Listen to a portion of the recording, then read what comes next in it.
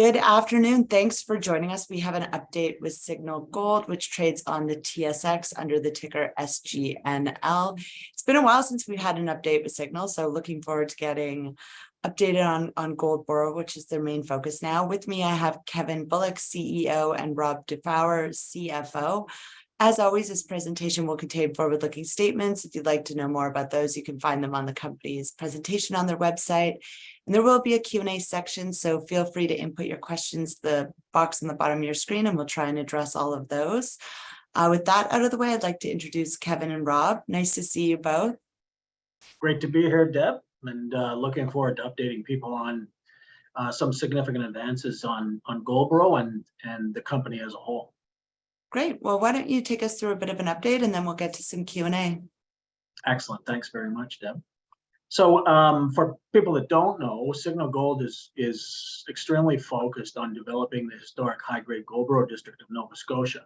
In the past, the company has been active in producing small-scale gold in Newfoundland. However, that is winding down, and the focus is going to be completely on this large development project of the highest grade undeveloped open pit on the east coast of Canada and the largest gold deposit in Nova Scotia. Forward-looking statements, as Deb said. Please read this on your own. This is a historic camp that operated in the late 1800s, early 1900s, and again, the largest gold deposit in Nova Scotia now, with over 3.1 million ounces of resource, of which 1.1 million ounces is reserved at a very high grade of 2.26 for open pit reserves.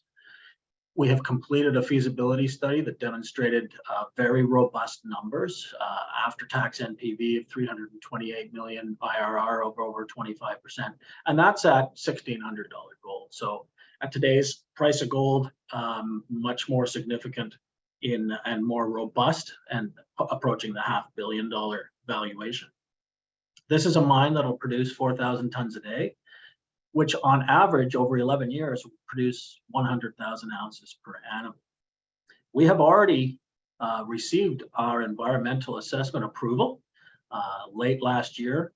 This was a significant milestone, and we've been working very hard on building an owner's team to work towards the next permits that are required in order to get to a situation where we can bring this to a board for approval to build. We have a management team that is familiar with this, going through this process from exploration to advanced exploration to pre-development and development and into production. And fortunately for us and our shareholders, this is 100% owned. There's no royalties, there's no streams at the moment. There's no joint ventures. This is a totally unencumbered project. This is on our website and can be reviewed at your leisure, but we do have some quite a bit of experience on the board, on the executive management, and on the technical advisor committee. And we're currently, as I said, building an owner's team of approximately 24 people.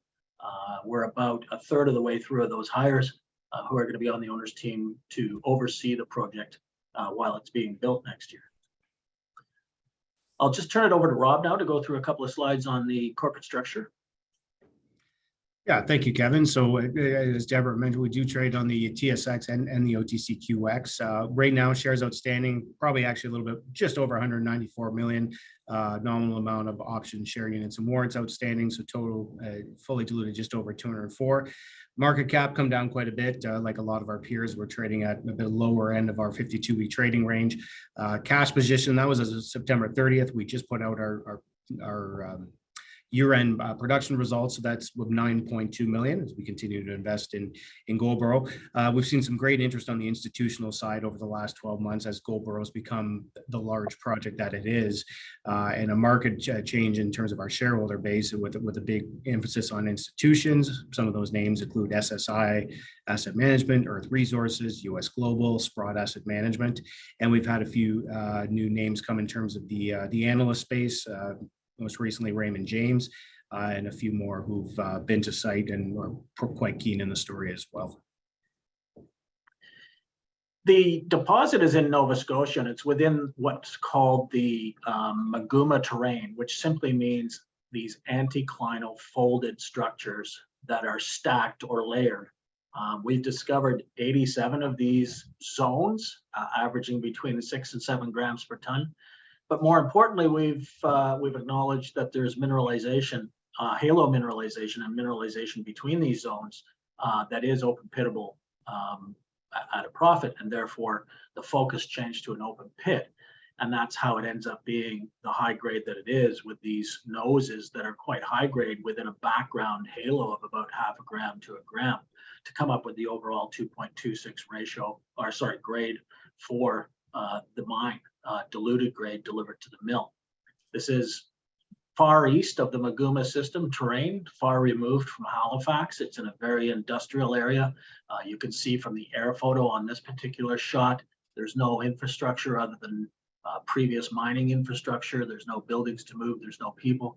It's a great place to fully permit a mine in Nova Scotia in a Tier 1 jurisdiction of Canada. The feasibility study showed a robust project, as the numbers you can see on this slide, with very lowest quartile operating costs, a great IRR, and more importantly, the initial capex of under 300 million is something that a company our size can manage. These numbers will be updated. We're redoing our resource. We have some inferred resources that are currently considered waste within the measured and indicated constrained pit. We've drilled those off, and we'll be updating our resource. And at the same time, we'll be updating our feasibility study to get current costs and a current situation, so we can move forward to a construction decision. These the feasibility shows that this is robust at today's value, but at $1,600 gold, but at today's value of gold through $500 million. It's a very robust project. You can see the unit costs and the initial capital costs. Payback is under 3 years, so quite a robust project. What we also like to point out is that at lower gold prices, even down to $1,280 US, this still works. So we have to look at the long term here. This is an 11-year mine life currently with only the open pits. There is depth potential for underground, and there is definitely strike potential for further open pits. So there's a lot of growth still to happen on this project, and we plan to bring that to fruition with drilling and further feasibility studies once this is in production. The infrastructure and facilities are quite a tight stamp, postage stamp size around Goldbrook Lake. We have 2 open pits surrounded by waste dumps for the strip ratio, the 4,000 ton a day mill to the west, an employee housing facility to the south, and a fully lined geotextile material tailings facility to the northeast. The reason there's 2 pits is we can't dam off Goldbrook Lake and its water system that goes to the ocean, and therefore we choose to make 2 pits instead of 1 larger pit. And that actually sizes the equipment to the 4,000 tons a day. We've had extremely rapid growth in the resource from the time we acquired this in 2017, where it was 850,000 ounces. It's now over 3 million. And I think that this parabolic rise will continue with further drilling. The resource, again, there is an underground resource because of the high-grade nature of the banded systems, but the open pit resource with the halo mineralization is at a lower grade. So you'll see underground resources at a much higher grade than the open pit, but it's not because the grade gets higher, it's that you're only mining the higher grade zones and not the halo mineralization once you're under the pits after many years of mining. This is a rather busy slide and probably too small, but the 2 pits that I've been mentioning around this lake, if people can see my cursor, are the 3 million ounces down to 500 meters deep. We haven't drilled any deeper than that. And the actual geophysical signature continues another 2 kilometers to the west of the current resource, which is 3 million ounces within 2 kilometers. So there's room to double what we already have, and then there's room at depth. So there's huge potential for further drilling on this, and some deep-seated anomalies, as you can see on the long section. This is showing the hot colors are these 87 stacked anticlinal systems that are ranging between 6 and 7 grams, and the gray is the 0.5 gram to 1 gram background. So obviously we can have a pits bulk mining scenario followed later in life by underground mining. And then we have 2 kilometers to the west of this still to explore. We've since added the whole property package. We're about 6 times the size now, and added another 2 kilometers of strike length and also ground for our infrastructure. This is a shot from our PEA, our preliminary economic assessment, that shows the underground potential. This actually added in the PEA another 330 million NPV to the overall value, making it 660. However, we can't show that in a fees until we drill off the 30% or so of inferred ounces at depth. We've made a lot of progress on the front of social license, engagement with the Magma, and permitting, to the point now that we are working on furthering our baseline studies, but detailed engineering in order to submit our industrial approval application, which is another permit that we plan to get by the end of the year. Our fisheries offsetting and our Schedule 2 amendment is underway. We plan to have everything lined up by the very early in the new year, and we plan to start constructing in February of 2024. So this will be the next gold mine built in Nova Scotia, and we are quite advanced with the owner's team and the detailed engineering, and working towards getting our final permits and then board approval. I want to touch just a little bit on Verte in Newfoundland, because this is what we were in the past as a small miner in Newfoundland. We've shown how environmentally sound we are and how we can operate small deposits at a profit. We've had our last blast of the ore that was available on site. We have about another month of processing that ore, and we are winding down this operation to care and maintenance. This will be a very minimal non-material cost to maintain it, but the overall goal here is to go through a process that actually sells this asset or diverts it off outside of the company. What is the important thing and the value of Point Rousse is the actual port facility and the in-pit tailings facility, which we believe has real value. So, you know, we really are progressing on things. A lot of people will get to this probably in the questions, are going to be wondering how we're going to finance this, how we're going to move forward. And I'll be happy, Rob and I will be happy to answer those questions as we go forward. But what we have is a very robust project within a company that's trading at a very low market cap, with tremendous potential to increase in value through the drill bit and through construction. And I'll turn it back over to Deb, and we can go to the question period. I'm happy to answer whatever we can. Sure. Let's start with an audience question. There's one that's really long, so if I lose you, it's the first question in the Q&A box, but I think we should do it in pieces. Okay, so the first part is, liquidity for the stock is pretty low, and when analyzing the brokers and the timing of some transactions on the selling side, and adding the negative interventions and misinformation on some popular bull boards too, it seems that there is some strategy to manipulate the share price down. Is there a possibility that a hostile player or a potential financing institution is working to get a share price of Goldboro at the cheapest price possible? Let's start with that. Yeah, so I could comment on that. I don't know if share price manipulation is at play with us. There's a lot of things going on markets. There are the algorithmic traders that trade both on the buy side and the sell side that make a business of that. And when they get a hold of you, certain changes in the world economics or anything can change from a buy to a sell.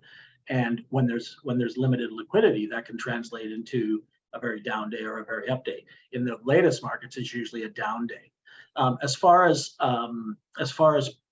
other companies trying to manipulate the stock to acquire us at a lower level, I highly doubt that, because we have quite a large shareholding of high net worth investors and institutions, including management, that wouldn't go for that. So we're simply not signing CAs with anybody to look at us. We want to build this. We think the value is bringing this through development and into production. So I understand why people can get concerned about the way the stock reacts, but in a company that isn't well known yet and soon will be, I think there's a lot of misunderstanding about how we're going to move forward, because we need to be spending quite a bit of money on moving towards development.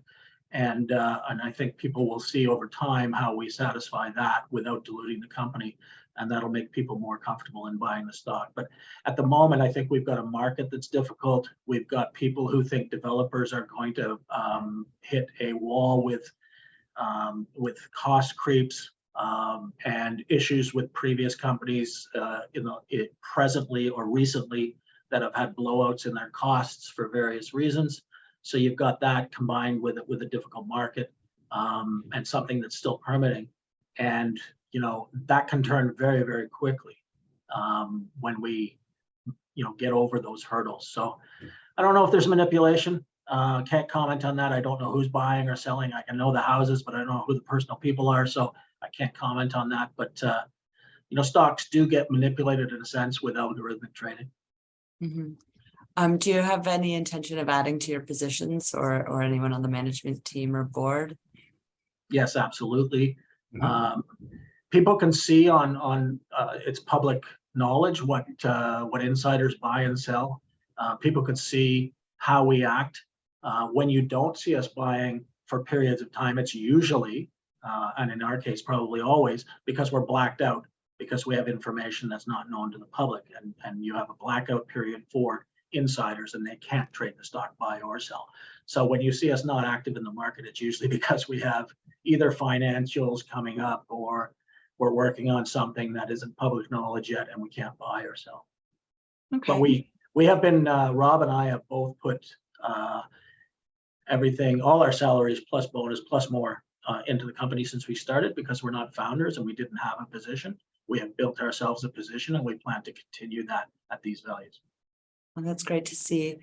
I see a lot of questions on Goldboro development, so maybe we can start there. So after receiving the environmental assessment approval for Goldboro in August last year, you appointed Orphan as financial advisor for the Goldboro project. Can you give us an update on the permitting and financing efforts going on this year? Yeah, I think that's a great question for Rob. Yeah, they are very entwined, both permitting and financing. Maybe just starting on the financing, as noted, yeah, we do have Orphan working as our financial advisor, and our intent here is to run a very robust process and have been. We have tremendous amount of interest, have well over 25 CAs in place. Maybe another reason why I don't think there's people out there buying, because there's a lot of standstills out there on us, but a lot of interest, and hoping to have more firm, probably expressions of interest or term sheets in the next quarter or so. So that is going pretty well, I would say. We're starting to see some good inbound indications of where we might go with that. And in terms of permitting, one of the biggest permits is the environmental assessment, because that paves the way really to everything else. And included in that assessment is a lot of things such as consulting with different stakeholders, rights holders, which are the Magma, Nova Scotia. And so really from there, it kind of sets the path to getting those other permits. Now, of course, you have to do the work and you have to do it correctly to get those. But some of those key ones, which we are working on, is the mining lease. We're about to submit that quite soon. The Crown Lands lease, Fisheries Act authorization, and kind of the capstone, which is really the biggest one that kind of sits on top of everything, is the industrial approval application. And that, I believe, is going in early May. So all those things are in process as we speak. Okay, I think that you answered the permitting questions. And when do you anticipate making a construction decision? Our goal is that in September of this year, we will go to the board with certainly a financing package. So kind of to take that kind of the question about the financing process, we are looking basically by the time we go to the board for construction decision, we have a call it closed financing package subject to permits, et cetera, but along with we don't want to be presumptuous, but let's assume it's going to be a recommendation to pursue to go to construction. At that time, we will also, because one of the things we're working on right now to support that is an updated feasibility study. So we're going to start working on that, and in fact, many parts of that have already started, where we're going to look to update costs, operating costs, and capital costs, because I think we all appreciate what's happening in the market, but also we want to update the mineral resource estimate, because we have had some drilling since we published our last feasibility study, which was actually not that long ago. It was 12 months ago, but nonetheless, so we think there's a real opportunity for more more ounces and more revenue. And of course, we'll see some pressure on costs. We don't expect cost blowouts, but nonetheless, we all kind of know what's going on in the world. So we want to make sure going to the board, going to our shareholders to make that decision, we have the most up-to-date information possible. I think that's prudent. What sort of cost increase are you expecting? It's very difficult to come up with what it might be because, I mean, really, otherwise we wouldn't have to do it. So what we're looking at is a guaranteed maximum price contract for the process plant. And that's been known from the beginning, from the first feasibility. In other words, the feasibility portion that's for the process plant was done knowing that we would want to be provided by them a guaranteed maximum price EPC contract. So I don't think that that'll change tremendously. We had already considered and are still considering and will do contract mining. We're renting and leasing the facility for employees. So none of those will really go up, but raise the capital cost. They will hit the operating cost. So really the capital cost creep that we could have is really on earth moving and geotextile material and everything to do with the tailings facility.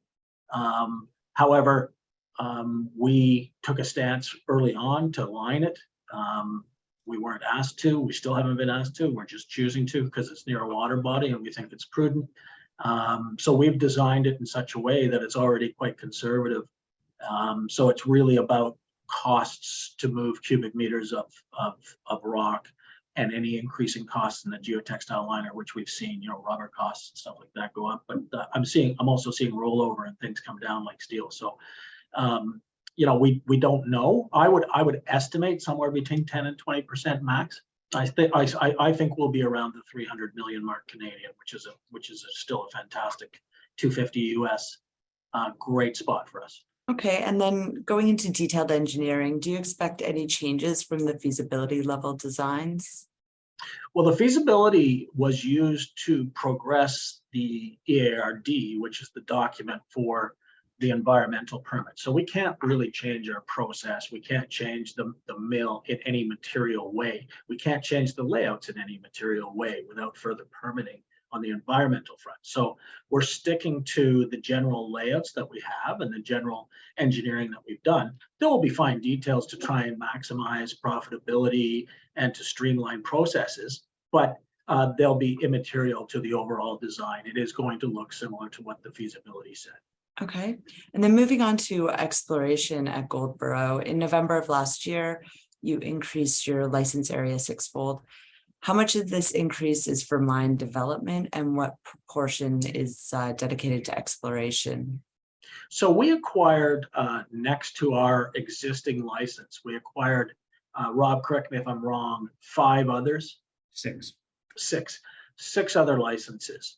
2 of them are strike extensions to the west, and 4 of them are for parts of our infrastructure. You don't need a mineral license for your infrastructure, but it's a lot easier if you have it because you don't have to convince another company that there's no substantial ore where you're going to put your tailings pond. It's actually your own choice. So we have to do our own, drilling to understand that. So 4 of the 6 licenses are for our own infrastructure, but and 2 are for strike extensions to the west. However, the way these rolling systems work in Maguma is along strike, they'll porpoise and go subsurface and porpoise. But because they're rolling systems, they may do that in parallel. And there may be parallel structures in some of the ground that we've picked up too. So they're not just for infrastructure, they're also further opportunity for parallel structures. And then I had an audience question, which is what is the status of the land to the west of the property owned by private landowners? I'll let Rob answer that. Rob's been heavily involved in. Yeah, so we're working, it's a good question. Most of the project is on Crown land, probably about 80-85%. But there is a comparatively small portion, but still a very important portion of that that will need to be acquired in some form to proceed with some of the infrastructure pieces that we'll need to put in place. To that end, we engaged quite a while ago a third-party valuations person and a land agency group that does this for all kinds of projects across Nova Scotia, whether it be wind farms, major highways, to work through that process, pretty diligently, methodically documenting, getting to know what the real values are, and understanding what is an appropriate amount to be offered for that. And so we've been working through that. I'd say we're getting great traction. We're probably almost halfway through picking up most of those lands. And over the next couple quarters, hopefully we'll kind of start consolidating the rest as required. There is an expropriation process in Nova Scotia that we can avail ourselves of to if needed. That's certainly not our preference as a company. We've gone in with full value offers to people there because these are people who live in the community. We don't want a lot of these properties are very large properties. We actually don't, some of them are on the water. We don't want the waterfront. We could subdivide those. It's really just the back part where our project could have some impacts. So that's really all we're looking to do. A lot of these people are going to still be in the community. So we want to try and do that as in a fair way as possible. Like I said, so far we've had some pretty good progress, and it's a big push on that over the next little while to get that wrapped up. Okay. And last fall, you announced plans to start a 4,000-meter exploration program to the west of Goldboro. Or the Goldboro deposit, rather. Was this drilling completed, and when can we expect to see some results? We had we started with the intention of doing 4,000 meters. I think we ended up doing about 3,700. It was a little more expensive than we thought because a lot of it was bog, and we had to rent swamp mats, what are called swamp mats, which are quite expensive. Obviously, the further you go, the more you need. So we ended up doing about 10% less meters because it was 10% more expensive. So we ended up finishing that 3,700 meters of drilling the geophysical extension beyond what the known mineral resource is. And the turnaround at labs is quicker than it was last year. We fully expect, we have received some have just started trickling in, and we expect to receive the rest of the results over the next couple of weeks. So, everybody should stay tuned for what we should be announcing to the west of the current resource, and that'll set the stage for does this continue in the same manner? I like to tell people that the question was asked about our private properties west of the current resource. I mean, those were more difficult to permit to drill, and therefore we stayed on the Crown land, and that's the 3 million ounces. The only difference between that 3 million ounces and the strike extension to the west is different types of land and different types of permitting. The ore body doesn't know that. Ore body doesn't respect political boundaries or physical boundaries. It continues. So I would expect that we're going to hit similar things and get similar grades, but obviously it is called a truth machine for a reason. So I'd expect results within the next month. Okay. And do you have exploration plans for 2023? I mean, part of the sexiness of the story is the exploration upside, right? Are you doing anything to sort of show the market that so this 4,000 meter program, which turned out to be 3,700, was to drill the anomalous. It's highly anomalous along the entire strike, but the areas that really shined near surface, and to drill those and see what we come up with. And that is the testing. The focus after that is then where you hit is to follow up on it with a much more robust program. And that's our intention this year is look at these results and keep working on the targets where we've hit and keep furthering the geophysics to the west. We only did about 400 kilometers of strike. We've got another 1.5 400 meters. 400 meters. We've got another kilometer and a half to go to do that. So we'll continue infill drilling the things that we've hit, continuing the exploration program to the west with geophysics and targeting that while we infill drill and so on and so on. So we plan to do quite a bit of drilling. It is, I mean, when you start talking about 3.1 million ounces, which is already a large world-class deposit, but when you start approaching, towards 5, that gets very, very exciting. And then in terms of budget for the drilling, have you set a budget? Is it dependent on market conditions? Like, how do you intend to fund? Budgeting for us for drilling, when we're exploration drilling, is usually based on what flow through and charitable flow through is available, because we can still use that. So it's how those markets are doing, which are quite well now. how our stock is doing and how much we want to dilute to do what we want to do. So it is market conditions, but generally it's not a significant strain to try and raise money at a premium to do drilling, specifically when you've got indications, which we hope to show over the next few weeks, of ore bodies. Would you consider doing some other type of financing? Like, I think you mentioned your assets unencumbered. Would you consider selling a royalty to fund exploration or anything like that? Not to fund exploration in the overall, well, I'll let Rob answer. Yeah, no, I was going to say to fund exploration, no, you wouldn't want to, you know, that's the one thing. I think everything's on the table, but given there's so much upside that we're just starting to drill, we don't want to give that upside away now. But in terms of the broader project financing package, there's certainly opportunities to look at all forms of financing. And, you know, I think Kevin and I would say the same, like we'd rather just keep it perfectly unencumbered, but you do need to work with the market you're in. And the reality is some of these royalty stream structures have become a lot more innovative, a lot more flexible, and the cost of capital is very attractive. So, you know, I think it's important that we do consider all of those. But again, I think specifically for exploration, you know, the flow through and charity flow through markets they're still very healthy, and that's really the better premium way to minimize dilution for all shareholders, of which, as we said, Kevin and I are pretty sizable on our own. That's the better way to really fund exploration. As a single asset company, effectively, we're pretty fortunate because we have a few, notwithstanding it's not a great market, but we have a few options in terms of how we can make sure we can fund these programs across Goldboro.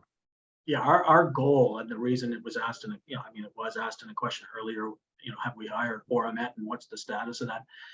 We're going with a third party advisor because we want to look at every opportunity, even if we have personal feelings about some and negative feelings about others. We want to look at everything as a whole, evaluate it all, and do what's best for all shareholders, stakeholders, and right holders.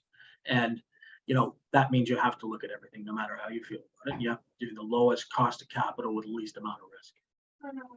Makes sense. Going back, there was a question just asking about what your strategy to fight against the orphan period of the Lassonde curve. I'm assuming that your exploration program is filling that gap. You're always right, Deb. I'm not always right, Kevin. No, that's absolutely it. Look, if we're showing that we've got huge potential to expand a deposit, I don't think shareholders in their right mind would want to sell before we saw what that opportunity is. So that is the poison pill that we will use, is the exploration potential and updated feasibility and knocking over the hurdles of permits and getting towards a construction decision. I mean, that creates significant value, especially in a market that I think is changing from being nervous about development companies to wanting to be in the next one that is a high-grade deposit that has the ability to handle issues that happen in mining and construction. So, you know, I think we're sitting in a very nice spot. I think we can defend ourselves with the type of shareholders that we have from anything like that. Because quite honestly, look, we can't hide the fact that we're trading at a huge discount to our value. And I can say that it's not arm waving. We have a definitive feasibility study stating that. So, you know, it's about ensuring that we keep moving this project forward, keep showing the potential of growth to stay away from being taken out way too early. Since we're talking about M&A and takeovers, and you're referencing where you're trading, I did get a comps table earlier today so that I'd be somewhat educated for the call. So thanks for Sprott for sharing that with me. But according to their comps table, I think you're trading at 0.2 times NPV and somewhere around $10 EV per ounce in the ground and 27 on a more defined, a broader resource base. Like, how do you think about that multiple, considering your 3 million ounces in a tier 1 jurisdiction? It's crazy cheap. You must feel vulnerable to takeover, or like, I guess that's one question. Are you concerned about takeover at this time? No, as I said earlier, I mean, we're always, I mean, I'm concerned always because there's been a couple of moments in my career where we brought something forward and didn't get to finish it because someone paid us too much to do so. that can happen. We're not for sale. We don't plan on selling. We don't intend to sell. We want to build this and get the full value for it and show the potential of growth. So concerned is probably not the right word. We're very, we acknowledge that we're trading at a very low value. We acknowledged a little while ago that we needed to make a change. That's why we did a name change and a rebranding. Thank you very much for the help, Deb. Is to make people. We used to be Anaconda with the small production profile in Newfoundland. We're now Signal with a large development project in Nova Scotia. It's a different company. It's a different situation, and I'm not sure that's fully understood yet. That combined with a scared market, combined with blowouts of recent development projects, puts us in a spot that's difficult for people to invest in unless they get a lot of comfort. So what used to take 1 or 2 meetings is maybe taking 4 or 5 meetings now for people to push a button. So it's just a matter of time, I think. And this has happened to me in the past with Volta and other companies. I remember trading Volta at 7 cents and all of a sudden being $2.35 a few months later. Everybody's saying, why didn't you tell me? Well, I have been for years and years as we went up and down. You know, markets change, conditions change. But when you start proving yourself and knocking over these hurdles, that's when people will buy, and it'll be exponential. And in terms of marketing, you have been fairly quiet for the last little while, at least with the digital marketing and stuff. Like, what are your plans for the year? How are you going to find new investors and get existing investors to either average down or support you in the current market context? So we're going to have quite a bit of news flow from here forward, and people will see why we've been quiet. And you know, we're going to be aggressively marketing this because it's real. We're going to build this. This is the next mine going to be built in Nova Scotia. We've been focusing on getting a lot of things done that's had our head down on the tables, building the owners team and supporting that, and doing the things we need to do to get through to the final permitting. And you know, stay tuned for all the news on that, because once we get through that, then we're going to market it hard. I guess the first start of that will be at the BMO conference coming up in a couple of weeks. As you know, that those are not easy conferences to get into, but BMO has now kind of put us on their list of what I forget the exact term, under the radars companies that they're starting to follow because they recognize where the story is headed. Okay, great. Skipping back a little bit, you glossed over Point Roos in your overview, but just like, can we get an update there? With operations winding down, I think you mentioned that the asset might be for sale. Can you provide a little bit more context? So sure, we've engaged a third party to work on a process of looking for potential buyers.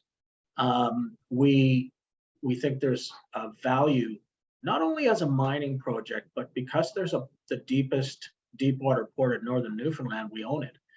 There's opportunity for import and export of certain items like aggregates and maybe even custom milling of concentrates from around the world, because it can be conveyed right from a ship right into our mill. We're the only permitted mill on the island.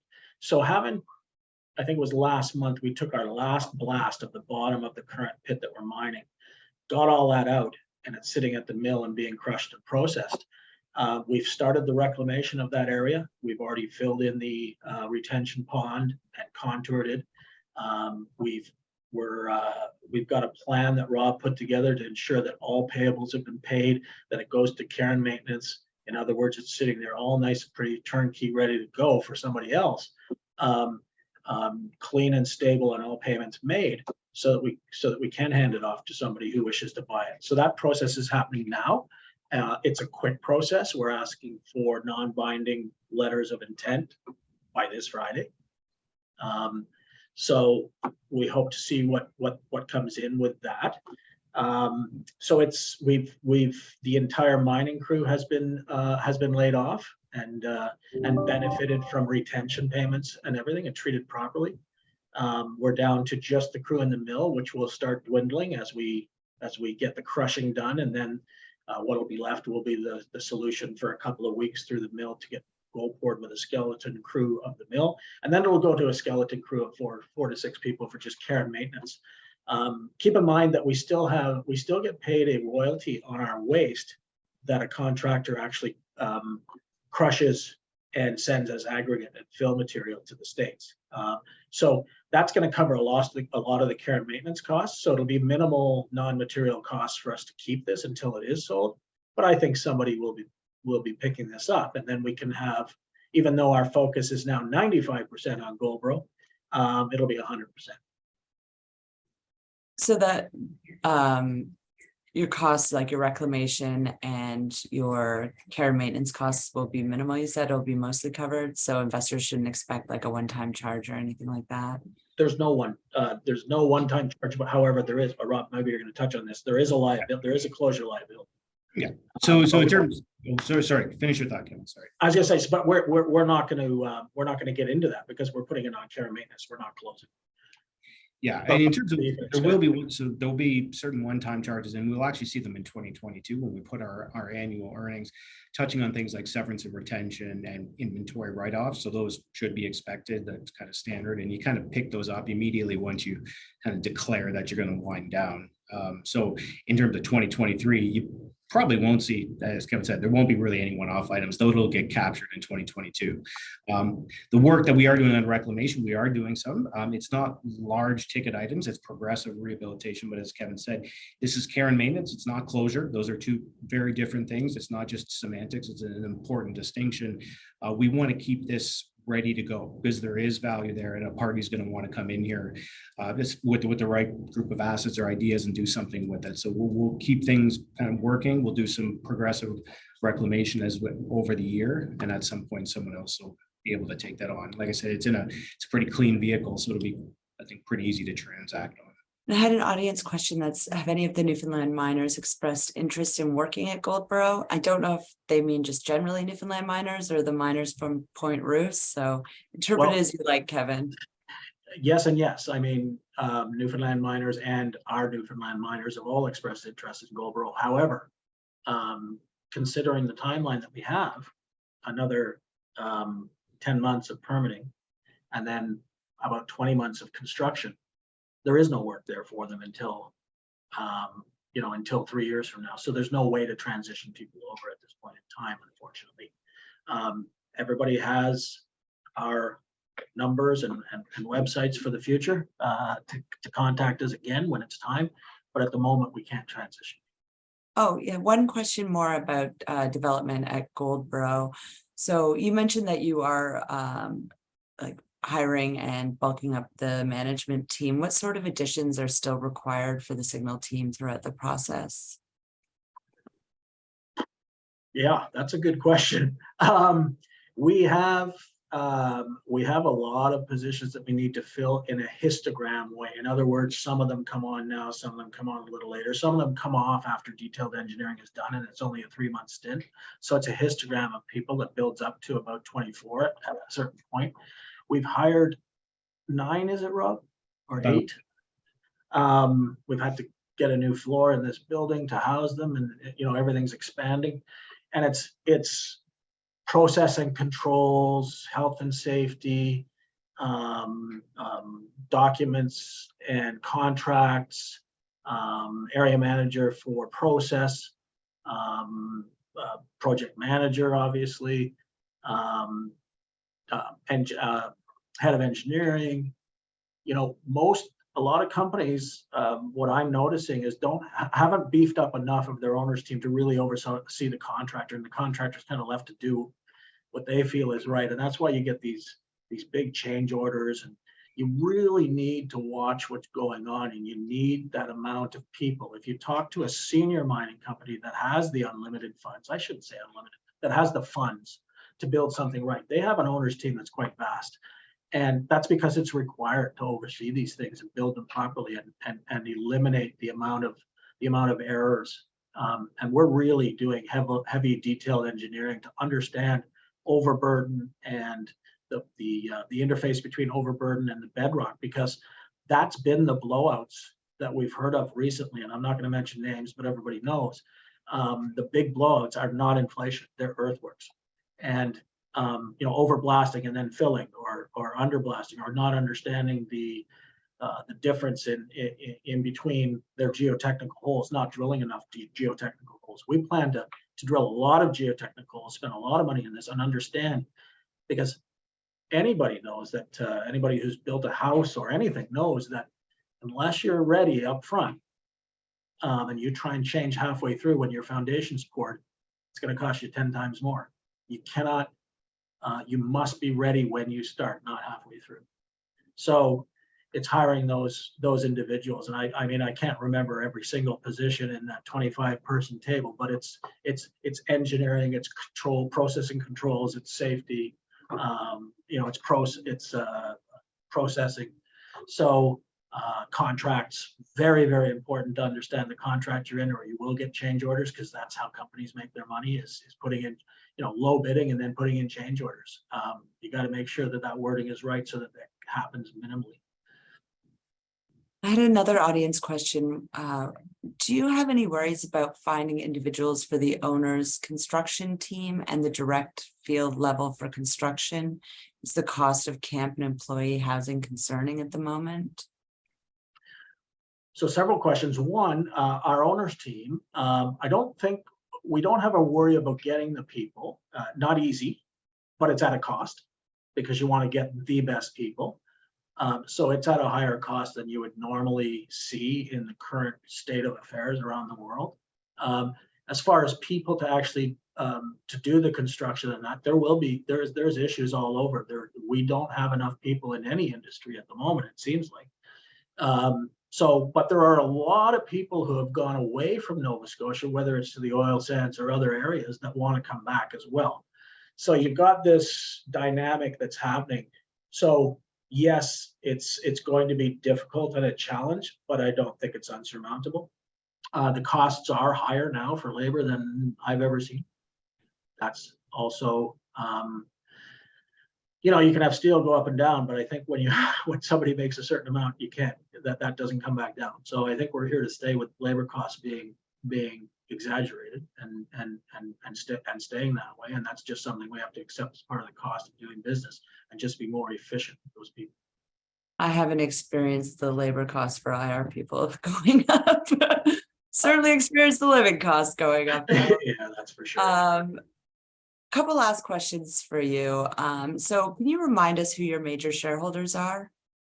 Sure. We have, besides management, we have SSI Asset Management's a large shareholder of ours out of Switzerland. Earth Resources, which is a global resource fund, about a $300 million fund. US Global, Sprott Capital, Falcon Capital, and Deutsches Rubenhof out of Germany. We have a lot of European shareholders, but mainly we're still at about probably 75% retail. We want to get more institutions involved, and I think that'll happen as we start knocking down some of these not barriers, but some of these, jumping some of these hurdles of getting further permits and getting closer to construction decisions. Mm-hmm. Well, that's a great shareholder list. I think, as we referenced before, like, we're in an M&A market. You've got a sizable resource in a really safe jurisdiction that's de-risked. Like, I'd have to think that either your valuation comes up or somebody takes advantage of that situation. I know you can't comment on that, but I mean, when you look at the transactions that have done, you see that Canadian assets are the ones that are certainly in focus. Yeah. So I think you're really well positioned there. On that note, I'm going to get you to list your upcoming catalysts. You mentioned that you've got a lot of news flow coming this year, so maybe you can give investors some reasons to get excited about Signal Gold. Well, first of all, we're going to have to come up with something of how we're going to get from now to the end of the year. So watch out for some news on how we're going to finance that. There's the results that are coming out shortly to the west of the deposit, which is as important as financing. So we're going to show growth. We're going to show that we're not going to dilute the crap out of ourselves. We'll have further announcements, hopefully, of a sale of Point Roos and a complete wind down. We'll have news about a financing package mid to fourth quarter. Rob, what are the others that I'm missing? We just went through this morning or yesterday on all the announcements. There was a list of them. Yeah, those are significant. There'll certainly be more drill results and initiation of further drilling. We are looking at, we've kept talking about west of the deposit. Obviously, there's a huge trend there, but with all this package, we're looking at broader exploration. Again, going back to the Lassonde curve, really, we've got a big package of land now, and this is a mining camp. So what can we do there? And there's always going to be, a lot of these kind of, they may seem kind of boring, but things like getting, your IA submission in, your mining lease, they don't seem much, but it's, as Kevin's mentioned a few times, it's about execution. I think as people start seeing a team that executes, it does what it, and there's certain things you got to do to build a mine, and if we keep demonstrating that we can do that, so there'll be a lot of those things through, particularly over the next 6 months, which on their own, and we are working, and I think one of the things we would like to do in the near term is been working long with the rights holders of Nova Scotia, which is the Mi'kmaq, and have been engaged. We have a memorandum of understanding in place, and we're working towards a mutual benefits agreement as well. And I think we've made some great progress on that. Still some back forward to work through, but I think that's an important kind of catalyst as well. We have great community support, great social license from all groups, and I think that'll help kind of cement that further. I mean, if you look at the things that are required to get from now to the end of the year, where we believe we'll have all permits approved to build and everything to start the next year, that will all be announceable press release items, like a deal, an IBA with the Magma, IA in hand, fisheries offsetting in hand, financing in hand, drill to the west. All these things are extremely important, and they change you from someone who's trying to get permitted to someone who's ready to build. And that's a huge transition over this year, and it's all going to be announced over time at various times throughout the year. Well, I don't see any other questions. I think that's a great spot to leave off the session. Was there anything that you wanted to discuss today that we didn't get around to? I don't think so. I think it's important to note that a lot of the people involved in our company right now, including the management team, have done this several times, bigger projects, and it really is about, now going forward, it's about execution, and we will execute. Right. Well, looking forward to seeing those results in the next month. And yeah, good luck with all the conferences. Thanks, Deb. See you at BMO. Yeah, Thanks, for Deb. sure. And yeah, thanks for your time today. And thanks everyone that participated. If you have any additional questions or you'd like to book a one-on-one call, just reach out and I'll make sure that happens for you. Thanks, everyone. Thank you. Thanks.